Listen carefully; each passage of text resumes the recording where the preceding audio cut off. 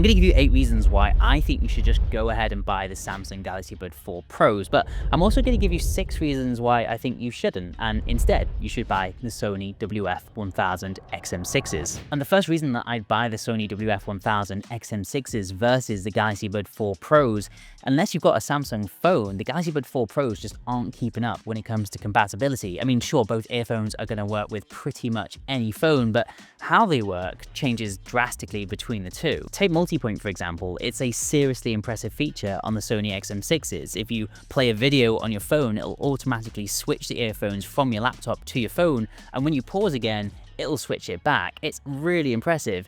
The Galaxy Buds 4 Pros don't even really get close. In fact, unless you've got 2 Samsung devices, there's no true multi-point at all, and in 2026, that's a huge miss. And yet, I'd still buy the Galaxy Buds 4 Pros over the XM6s, and this is a point to Samsung. The integrated experience you get if you've got a recent Samsung phone is so seamless and so user-friendly that it kind of makes me look past the whole multi-point issue. All of your earphone settings are integrated into One UI 8.5 so cleanly that by comparison, it kind of makes Sony's app and interface look pretty poor. My Galaxy Watch picks them up without a fuss, the pairing pop-ups look premium, and if you're already in the Samsung world, it all just kind of clicks. Which is actually why I'd go ahead and award another point to Samsung, because if you do compare the apps, Samsung just has a much more user-friendly experience. With Sony, I frequently have issues with the wrong battery life percentage showing up in the app, and we've actually got adverts in an app for a product that we spent $329 on. I mean,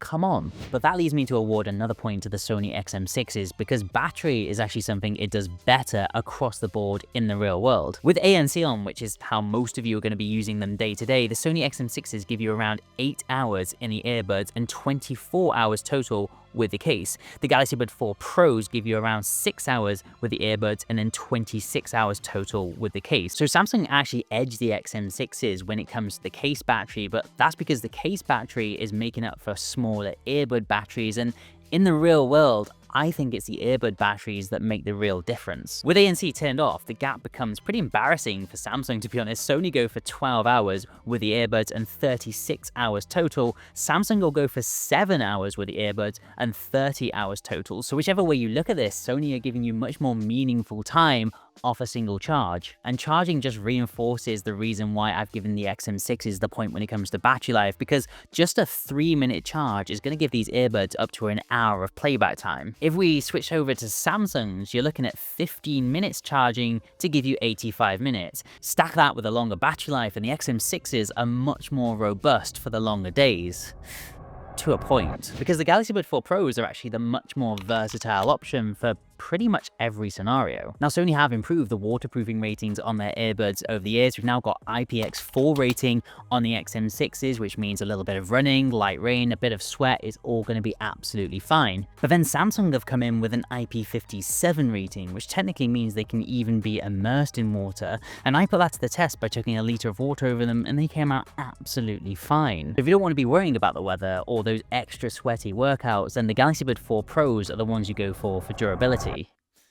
Except they're not. Although Samsung does get the point for waterproofing, when it comes to the actual build quality, the durability after real-world usage, I've got to edge towards Sony again. Now, I'll concede that the XM6's case is slightly disappointing in comparison to Samsung's, but the earbuds themselves, that's a completely different story. And the main reason that I actually raise this is not really the earbuds themselves, it's actually the ear tips.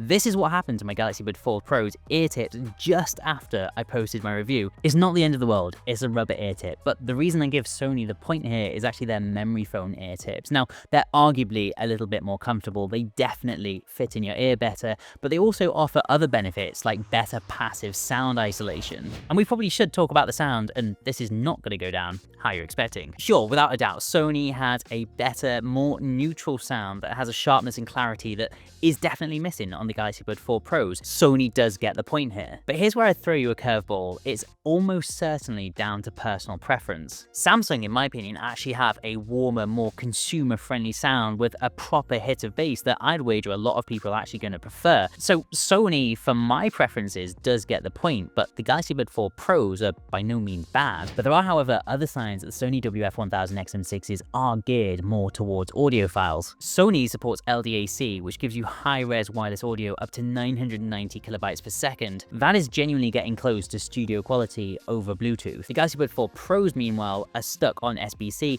AAC, and then Samsung's own SSC codec. No LDAC, no aptX anything. But here's where it gets a little bit murky, and this is something worth understanding. For years, Samsung deliberately, in my opinion, stripped aptX HD and aptX adaptive out of their phones, even though the Qualcomm chips inside those very phones supported them natively. The widely held theory is that they've done this to push people towards their own SSC codec, which only works with Samsung earphones. They quietly added aptX HD and adaptive back in from the S25 onwards, but Samsung earbuds still don't support it. So what does that mean for you? Well, if you've got a Samsung phone and Samsung earbuds, then you're going to get SSC, and it does sound genuinely good. But if you've got a Samsung phone and want to use a pair of, say, Sennheiser earphones that use aptX adaptive, Samsung have been making this experience worse for years, on purpose. Sony is playing the whole codec thing much straighter. They've got LDAC, which is open, it's on loads of phones, and the XM6s will sound the best across basically any modern Android phone. So Sony definitely gets the point when it comes to sound quality and codec support, but in a piratey kind of way,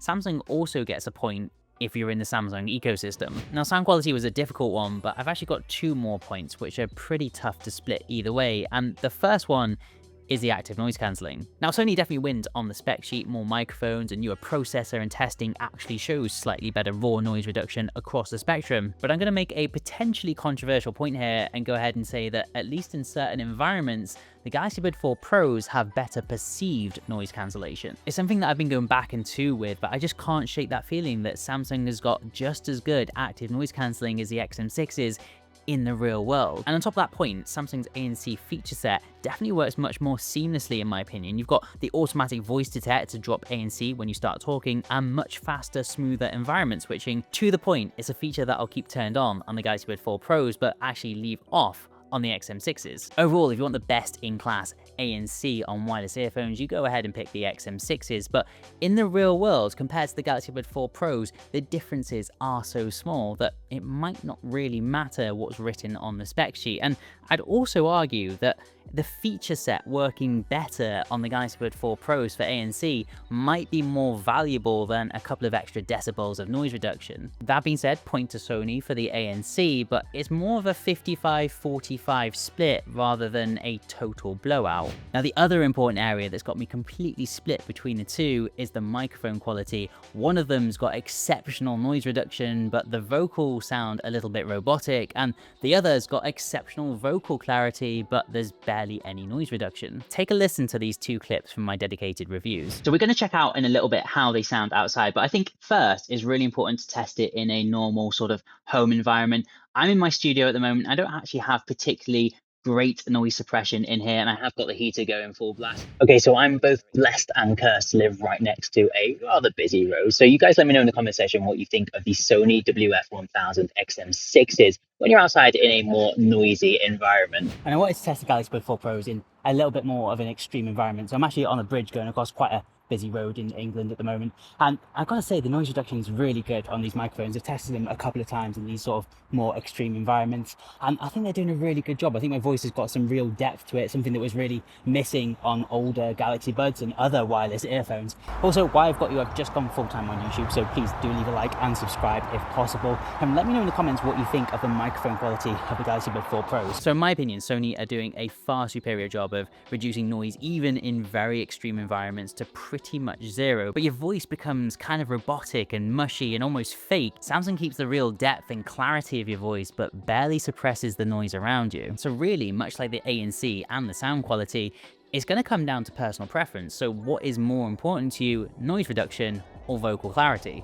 Let me know in the comment section. Now, there is actually another area I need to award Samsung another point, and it's not an area I was expecting to be giving Samsung a point because I rated the XM6s so highly for this in my dedicated review, and that is the comfort and fit of them. Now, the Sonys have obviously got these brand new memory foam ear tips, which are great. They're really comfortable, and they even help with that passive sound isolation we spoke about earlier. But in the real world, as much as I hate to admit it, I actually do find the Galaxy Buds 4 Pros more comfortable for longer sessions. They're lighter, they sit flatter in my ears, and I've done 10K runs in both. The XM6s feel much more bulky and very much there all the time. The Galaxy Buds 4 Pros I can very much forget about. So don't hate me for saying this, but Samsung definitely gets the point in my opinion for comfort, and I will concede that if you'd asked me that question before spending any real time with both of these earphones, I definitely would have lent more towards the XM6s, but in the real world, that's just not the reality. And I do want to continue on here and talk about something that does relate to the fit and comfort, and that is wind noise, because if you're running or cycling or just outside a lot, this actually matters more than people realize. The Galaxy Buds 3s were borderline unusable in the wind. It was one of my biggest criticisms. But this year, Samsung have genuinely fixed it on the Buds 4 Pros. The wind noise is dramatically reduced to the point that I can barely notice it on a windy run. That being said, Sony are also really good here, and arguably just as good as the Galaxy Buds 4 Pros. I just think because of that drastic upgrade over the Galaxy Buds 3s, it's a little bit more noticeable on the Buds 4 Pros, but overall it's definitely a tie for wind noise. Now, we're not done yet because we've got another really important category to compare the two earphones on, which I do think there is actually a clear winner, and that is the features in gimmicks, because this is where it gets really fun but also a little bit silly. Samsung really throws a lot at you here. You've got things like the voice detect, which brings down the ANC whenever you start talking automatically. You've also got offline voice control, so you can say volume up or volume down when you're not connected to the internet, which is great. And then you've got the neck stretch reminder, which is arguably a gimmick, but for me, it's a really useful gimmick. You can even do things like use the Galaxy Buds as a camera remote, which is actually pretty useful for a content creator like me. Now, Sony's also got a lot of features built into their earbuds, and their biggest answer to all of these features is their scenes feature, which I genuinely love. They've got a double tap feature, which will start a running playlist, for example, without you having to fiddle around on your phone. And it's clever, but it just doesn't feel as joined up as what Samsung is doing, especially if you've got a Samsung phone. And then on top of that, Sony's got some genuinely baffling features which I just find completely useless, like the hourly chime that gives you this weird robotic voice every hour. I absolutely hate it. Sony does have a lot of the adaptive ANC features that the Galaxy Buds 4 Pros have, but they're just nowhere near as good. So in this section, I'm gonna have to give the point to the Galaxy Buds 4 Pros. The features are just much more polished and genuinely useful in comparison to the XM6s. And when it comes to user friendliness, I'm not actually going to stop there, because when it comes to touch controls, there's also a clear winner in my opinion. Now, Sony's touch controls are actually pretty good. They're really sensitive, but almost too sensitive. I think because of the design of the Galaxy Buds 4s and this longer stem, it's much easier to intentionally press buttons and set off actions. With the XM6s, it's really easy to accidentally set stuff off. So a really quick, easy win to the Galaxy Buds 4 Pros based off their design, in my opinion. And on that note, that brings me onto the case. And now this is something that you're going to be picking up and putting down several times a day, and you want it to be really robust. Samsung's case just feels more premium. The hinge has got a satisfying snap to it. The transparent lid looks great, although ask me in 6 months when it's yellowed. It just feels like a $250 product. Sony's case, although aesthetically you could argue it looks cleaner and more minimal, it just feels cheap in comparison. It feels hollow, there's no carry pouch included, and for $329, I kind of expected better. So when considering the price difference between the two, point to Samsung. And price is in fact the most important thing we haven't discussed yet. The Galaxy Buds 4 Pros are going to set you back around $249. The Sony XM6s are going to set you back around $329. That is an $80 gap, which in this category is pretty significant. You could buy a decent pair of budget earbuds for the $80 that you save. When you stack that on top of everything else that we've just gone through, the features, the comfort, the case, the ecosystem integration, that $80 premium Sony is asking for starts to feel really hard to justify unless you specifically need what Sony does better. Point to Samsung on value. But when it comes to my final verdict on which one you should get, the answer isn't quite so simple. If I tally up all of the most important points, honestly, Sony actually wins on the stuff that shows up on a spec sheet: the raw ANC, the battery life, the neutral sound, multipoint that actually works, codec support, and universal compatibility across all devices. Samsung wins on almost everything about living with them from day to day. Your comfort, your features, touch controls, app, case, waterproofing, wind noise, and price. So here's my honest take, and it's probably going to upset people in both camps. If you own a Samsung phone, buy the Galaxy Buds 4 Pros.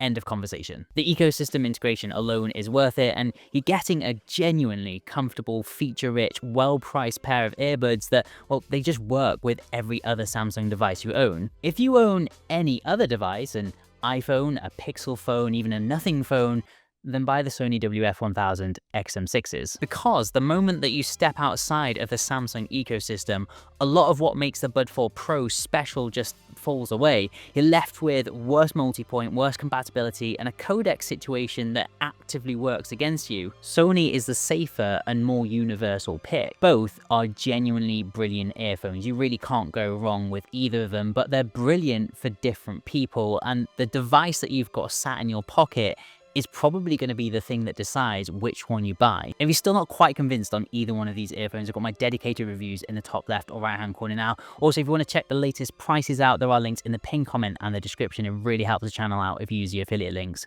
See you in the next one.